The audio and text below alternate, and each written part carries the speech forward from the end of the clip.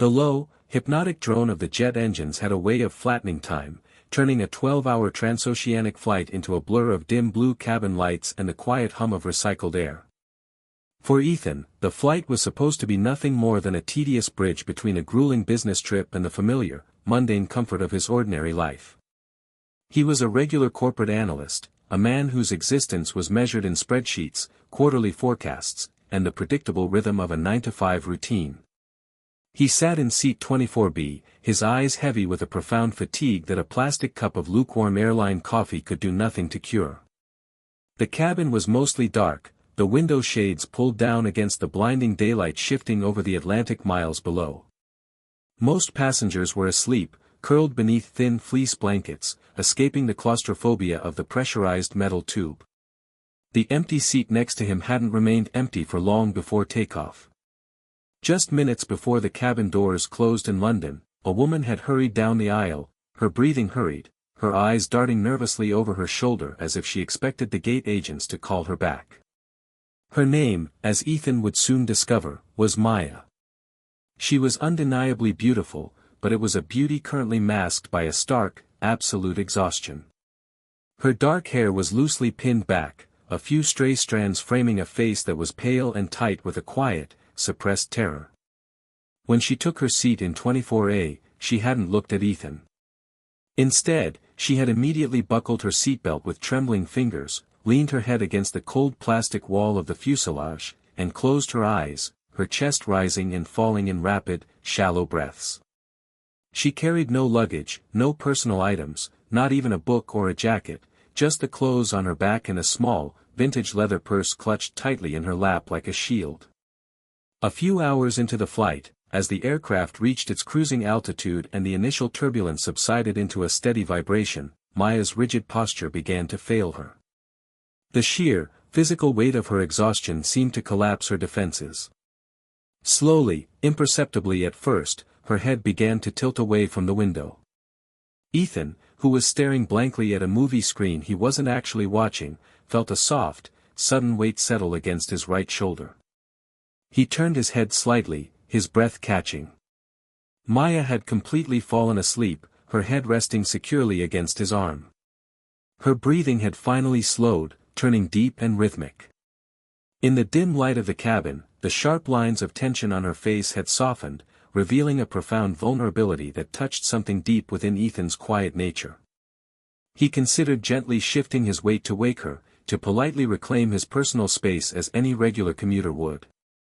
But as he looked down at the dark circles beneath her eyes and noticed the faint, rhythmic trembling of her hands even in sleep, he stopped. He decided to let her rest.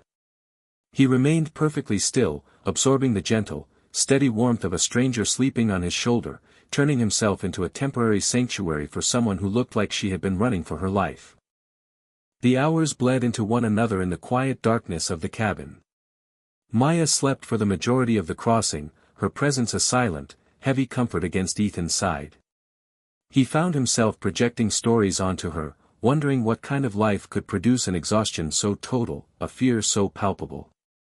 At one point during the night, the plane hit a pocket of rough air, the frame groaning as it dropped a few hundred feet.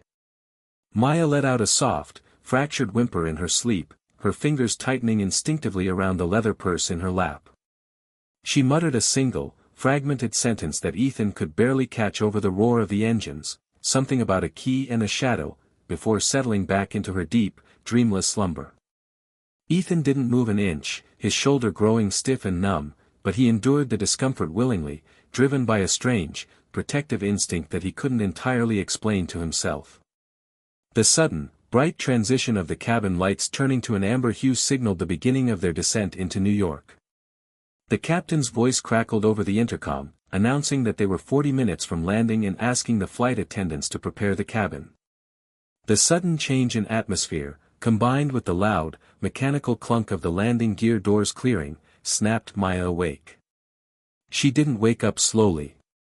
She gasped, her eyes flying open in an instant flash of absolute, clear-eyed panic. She pulled away from Ethan's shoulder immediately, her hand flying to her throat as she looked around the cabin with a frantic, animalistic desperation. She looked at the passengers in front of them, her gaze lingering on two men dressed in dark, expensive suits sitting in the premium economy section 3 rows ahead. The men were staring intently at the exit sign, their postures rigid. Maya turned her face toward Ethan, her eyes locking onto his with an intensity that made his heart skip a beat. She saw the confusion and the quiet concern in his expression, and a sudden, desperate decision seemed to crystallize in her mind. She glanced down at her lap, her hands moving with lightning speed inside her vintage purse. Before Ethan could utter a single word of greeting or ask if she was all right, Maya reached out and grabbed his right hand. Her skin was freezing, contrasting sharply with the sudden, cold weight of a small, solid object she pressed firmly into his palm. She quickly folded his fingers over the item, wrapping his hand in a small, crumpled piece of lined paper that she had concealed in her fist. "Don't look until I leave," Maya whispered, her voice a ragged, desperate breath that barely carried over the whine of the descending engines. Her eyes pleaded with him, holding his gaze with a terrifying sincerity. "They are watching the doors. If they see you with it, you won't make it out of the terminal. Just keep it safe. Please." Before Ethan could process the words, before he could even open his mouth to ask who was watching or what she had given him, the plane hit the tarmac with a loud, violent shudder. The brakes squealed, the thrust reversers roared, and the aircraft began its long, slow taxi toward the international arrival gate. The moment the seatbelt sign clicked off, a chaotic wave of passengers stood up, reaching for the overhead bins, filling the aisle with a dense wall of bodies and luggage. Maya didn't wait for the row to clear. With a fluid, desperate agility, she squeezed past Ethan, ignoring the annoyed grunts of the passengers in the aisle, and forced her way toward the front of the aircraft. Ethan stood up, trying to keep her dark hair in sight, but the sea of travelers closed in behind her. By the time the cabin doors were pushed open and the line began to move, Maya had completely vanished into the modern, chaotic labyrinth of the airport terminal. Ethan walked through the jet bridge in a daze, his right hand tightly clenched around the cold object and the crumpled note, his knuckles turning white from the pressure. The ambient noise of the airport, the chime of security announcements, the rumble of rolling suitcases, the chatter of arriving passengers, felt distant, muffled by the roaring rush of adrenaline in his ears. He followed the signs toward the main terminal, his eyes scanning the crowds nervously. He felt an overwhelming, paranoid urge to look at what he was holding, but Maya's desperate whisper echoed in his mind, holding his curiosity at bay.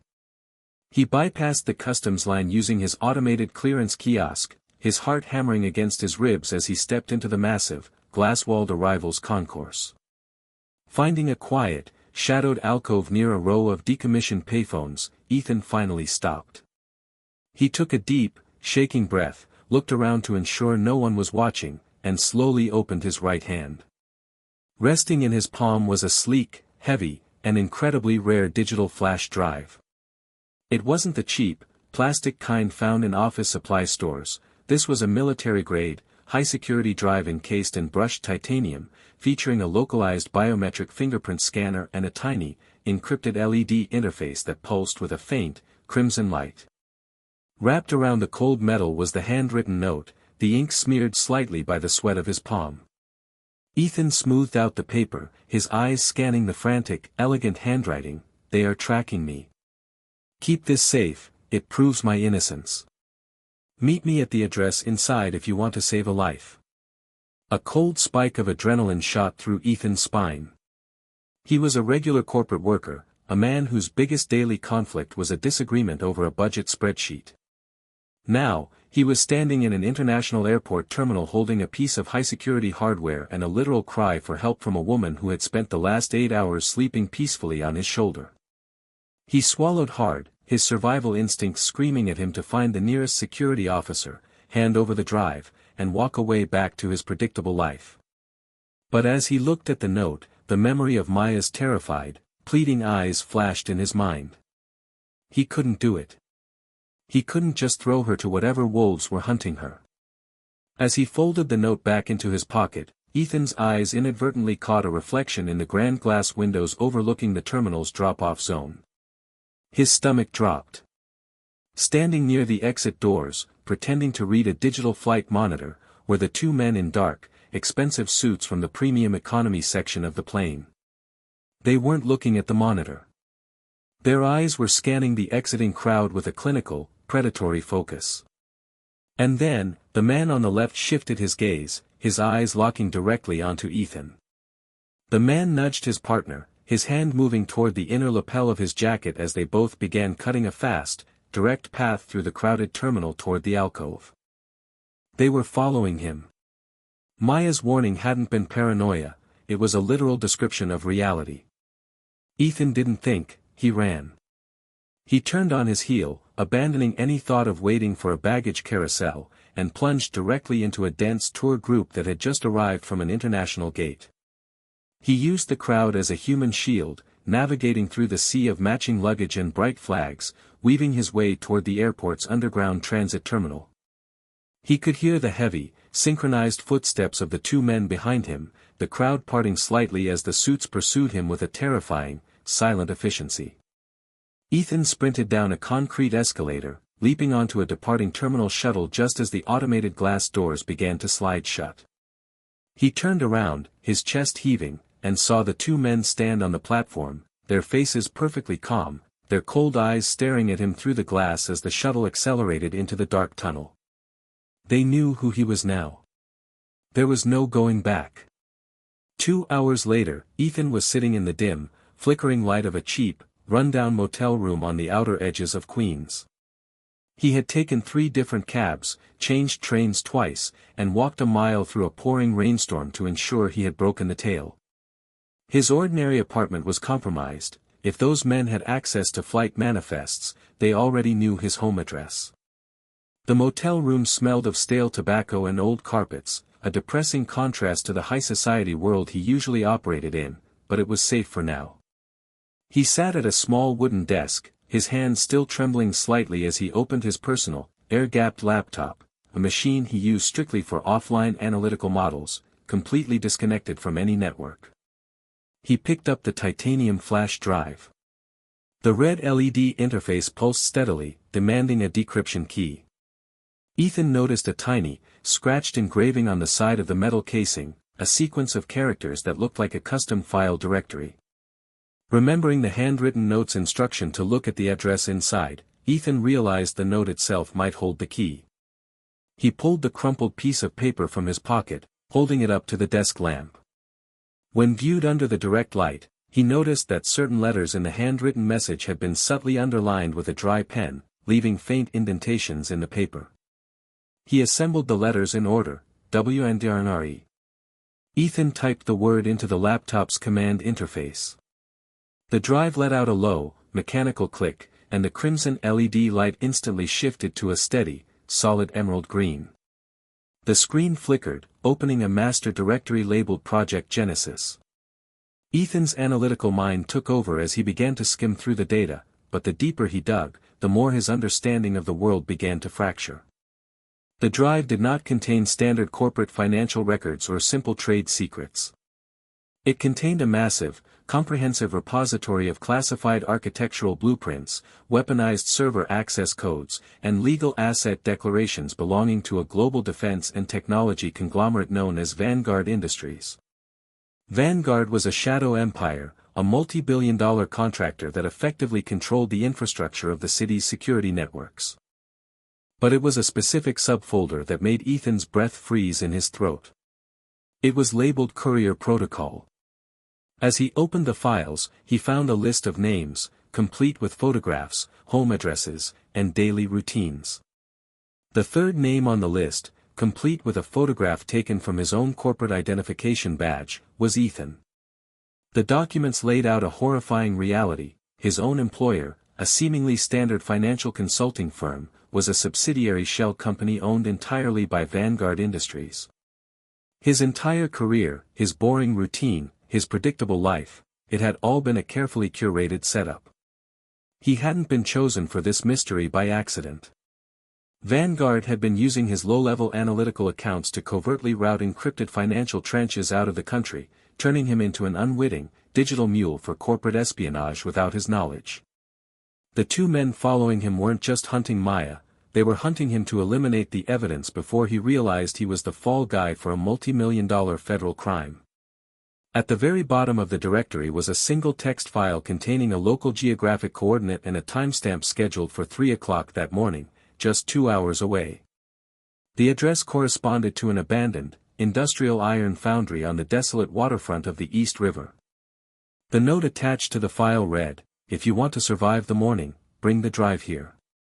The circle closes tonight." The fear that had paralyzed Ethan for the last few hours suddenly burned away, replaced by a cold, desperate survival instinct.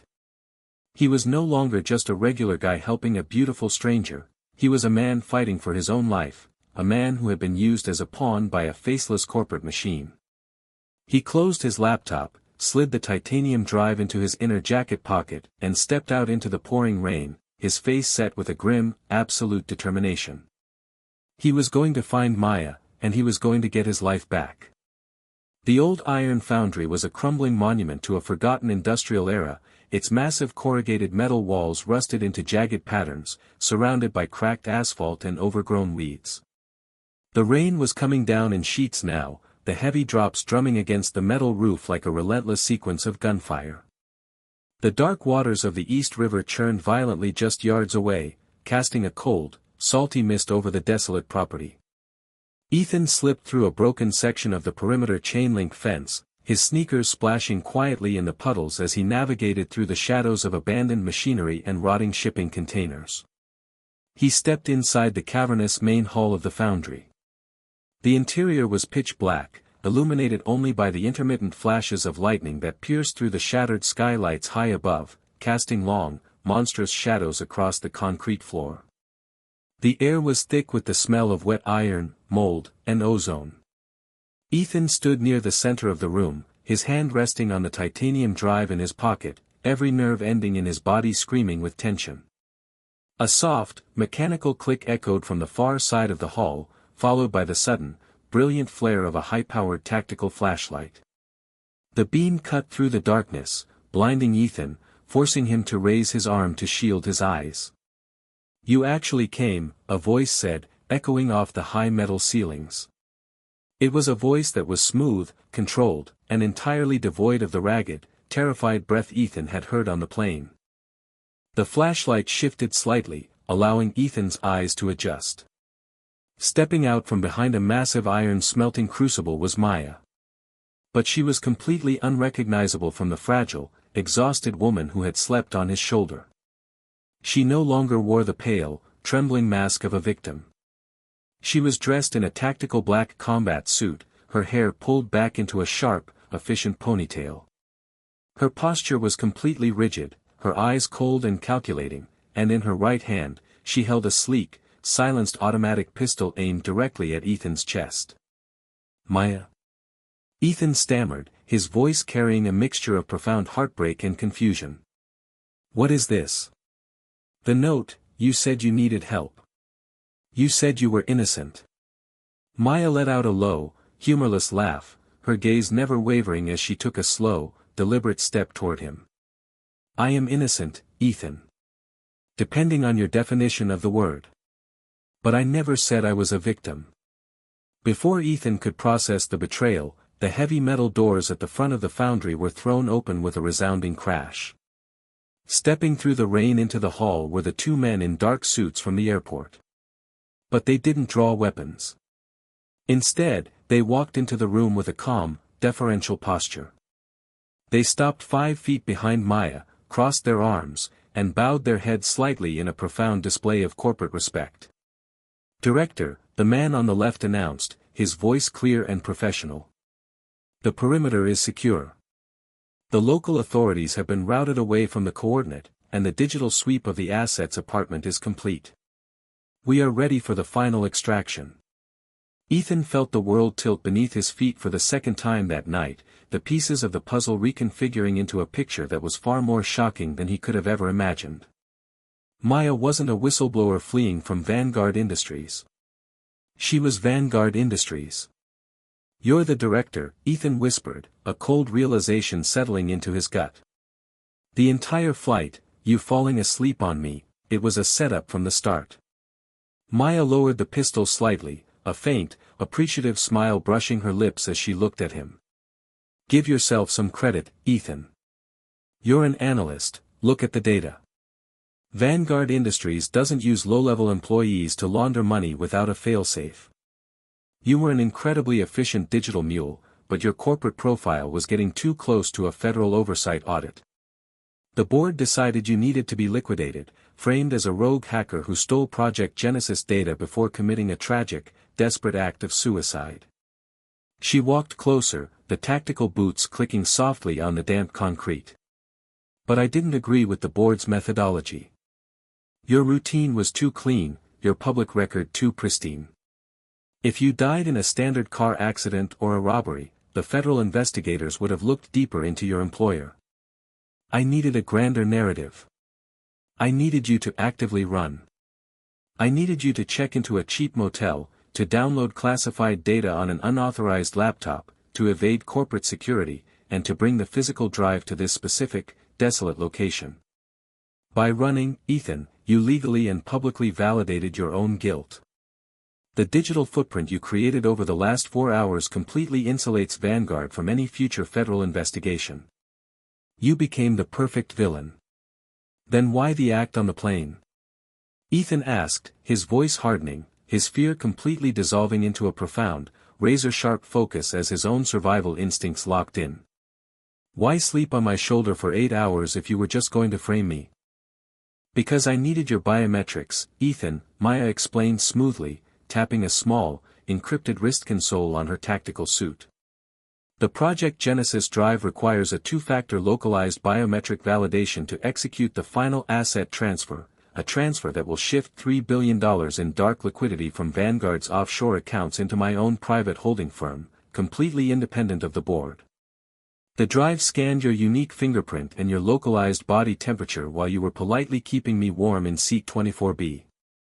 You thought you were protecting a helpless stranger, Ethan, but you were actually acting as the physical key that unlocked my independence from Vanguard. I didn't lie to you in the note, though.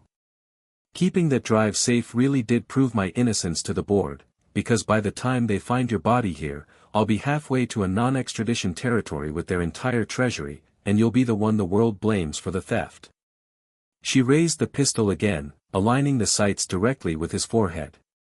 It really is a shame, Ethan. You were a remarkably decent seatmate. Most men would have woken me up. But in our world, decency is just a variable that makes the calculations easier. Now, give me the drive. Ethan looked at her, his eyes steady, his face completely devoid of panic. He didn't reach for his pocket. Instead, a slow, calculated smile appeared on his lips, a look that made Maya's fingers tighten on the grip of her weapon. You're a brilliant director, Maya, Ethan said softly, his voice echoing with a chilling authority that caught her completely off guard. But you made one catastrophic error. You looked at my corporate profile, you looked at my spreadsheets, and you assumed that because I work a regular 9 to 5, I'm an ordinary man. You thought I was a mule. But you forgot what kind of analyst I am. Maya's eyes narrowed, a sudden, sharp instinct of danger flaring in her chest. What are you talking about? When I opened that drive in the motel room, Ethan continued, taking a step forward, completely ignoring the gun pointed at his chest, I didn't just read the files. I analyzed the encryption architecture.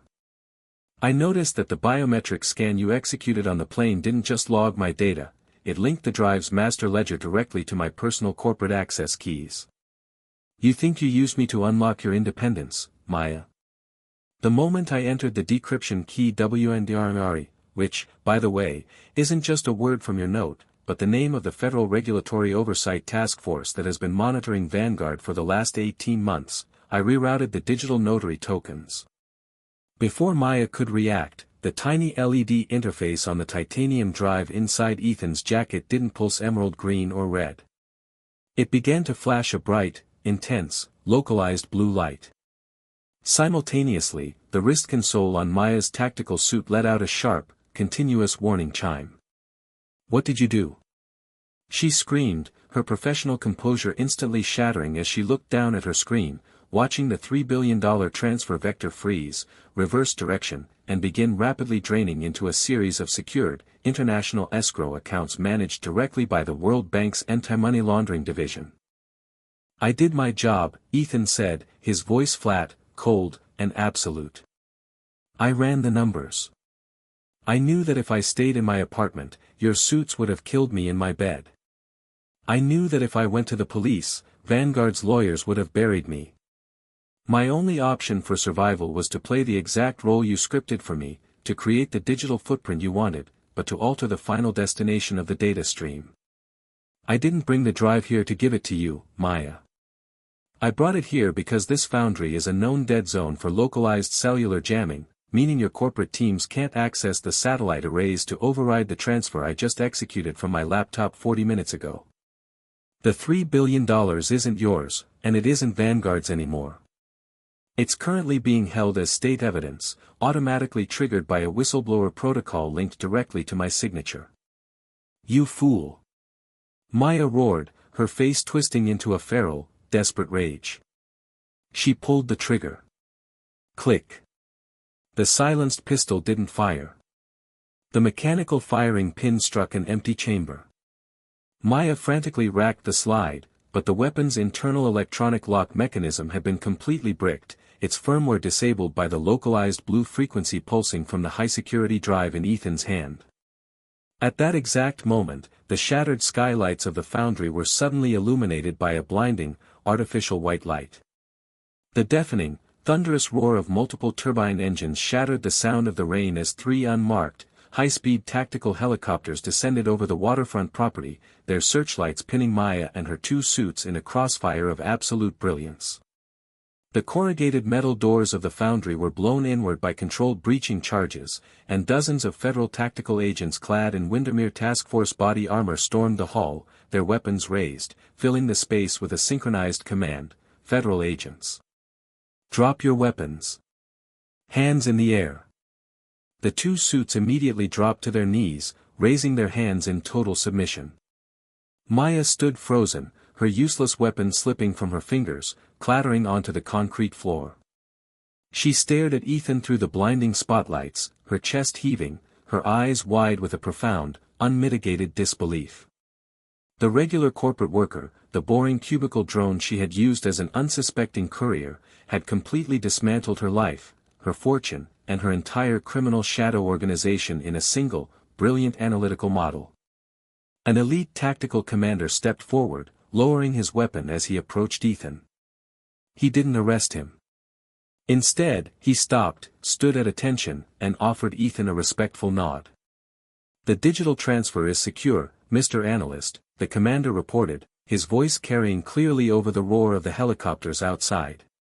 "The federal bounty for exposing the Vanguard network has been legally cleared and deposited into your secure private account as per the whistleblower statute. You are officially cleared of all liabilities. What are your orders regarding the director?" Ethan looked at Maya one last time. The exhaustion had returned to her face, but this time, it was an exhaustion that would last a lifetime behind federal bars. He reached into his pocket, pulled out the titanium flash drive, and handed it to the commander with a calm, unbothered grace. "Take her into custody," Ethan said quietly, his voice perfectly steady. "And make sure she gets a window seat on the transport ride. I hear the long flights can be incredibly tiring." Ethan turned away, walking out of the crumbling iron foundry into the cool, refreshing autumn rain. He climbed into the back of a waiting federal transport vehicle, leaning his head against the window as the engine purred to life, moving away from the chaos toward a completely redefined future. He was no longer a regular corporate worker tied to a boring, meaningless routine. He was a multimillionaire, a man who had stared into the heart of a corporate empire's darkness and completely rewritten the algorithm. As the vehicle merged onto the highway, leaving the neon lights of the city behind, Ethan closed his eyes and finally slept, knowing that his destination had changed forever, and that the world would never see him as an ordinary man again.